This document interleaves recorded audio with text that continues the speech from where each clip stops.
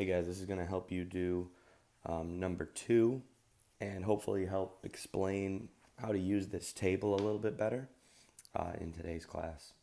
So for number 2, it's saying that the Welcher Adult Intelligence Test Scale is composed of a number of subtests.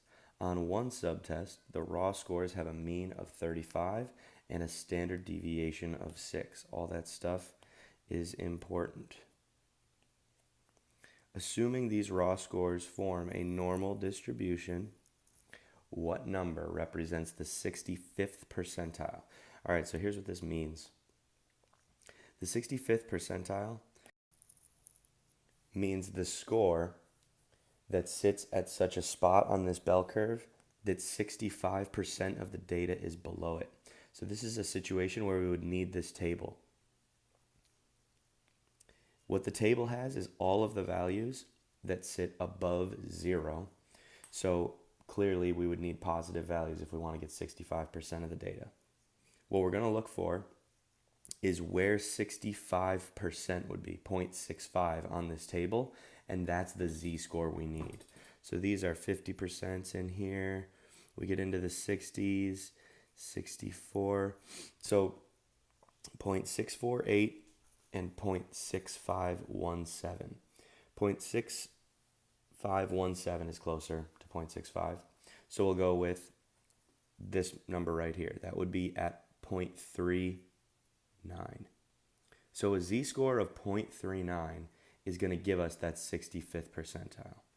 All right, so we know that we're looking for a z-score of 0.39. Now, how can we use that to help us find the score? Well, this is basically just like in class, what we did yesterday. Once you know the z-score, you can set that equal to the score we want to find minus the mean, which is 35 here, all over the standard deviation, which is 6. And then you just solve this. And you'll end up with a 37.34. It doesn't say if you can have a score that has a decimal, but I would assume you can't. Since they didn't say it around at all, you can leave it like this. All right, let's do another one. B says what number represents the 90th percentile? All right, so we got to look over here to our table. Where is 90%? I see some 80s, 88.8997. That's really close. So I'm going to go with that one there.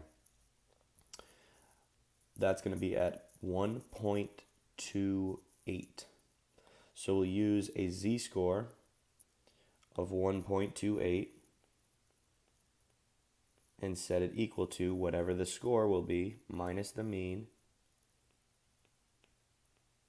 all over 6. And then to solve this, remember, I'm going to multiply 6 by 1.28. And then to get rid of the negative 35, I will add 35 to both sides. You should get 42.68. So that's the score. If someone got a 42.68, what that is saying is that they were more intelligent than 90% of the people. That's what that score means. C, what's the probability of getting a raw score between 28 and 38? So the first thing we're going to have to do is figure out what the z-scores are of these two, because otherwise we won't be able to find their percentages over on this table. So in order to find their z-scores, remember we have to use this formula. The z-score is equal to whatever your score is minus the mean all over your standard deviation. And we know all of this.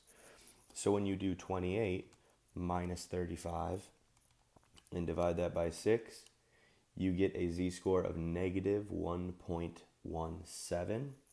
So from negative 1.17 to, and when you use 38 minus 35 divided by 6, 0.5.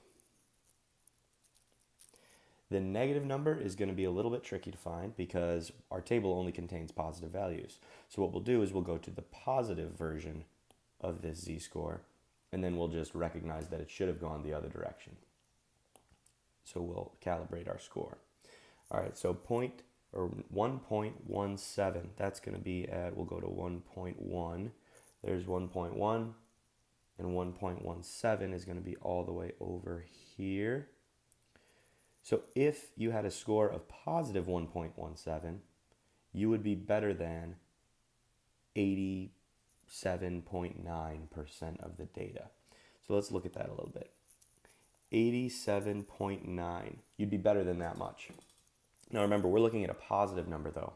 So what we don't want is to have, or to assume that this should be that positive value, because this is a positive 1.17 and we need it to be negative. What I'm going to notice here is that these are all numbers greater than 0, and because 50 is right at the middle, what I want to do is find the difference between the score I just got and 50, and then I'll go the other direction with it to find out where that would be in the negatives.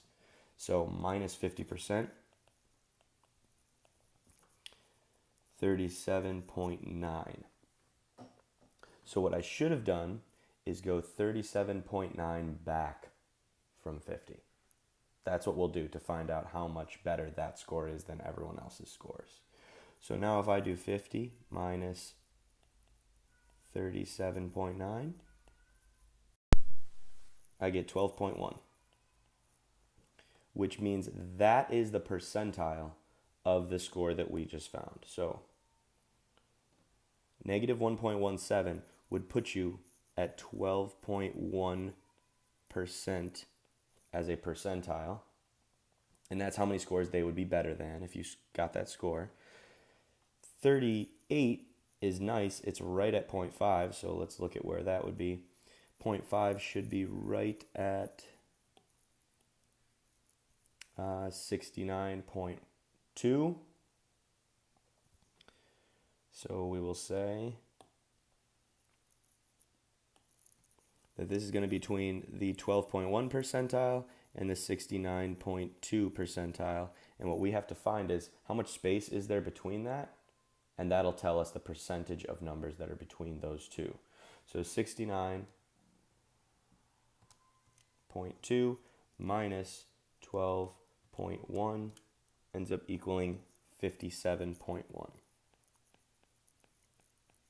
Which means of all the people that took this test, 57.1% of them were between these two scores.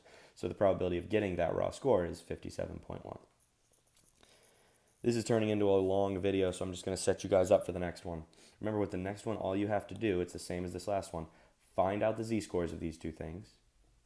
All right, then figure out what their percentile is and subtract them. And that'll tell you the probability, just like the last problem.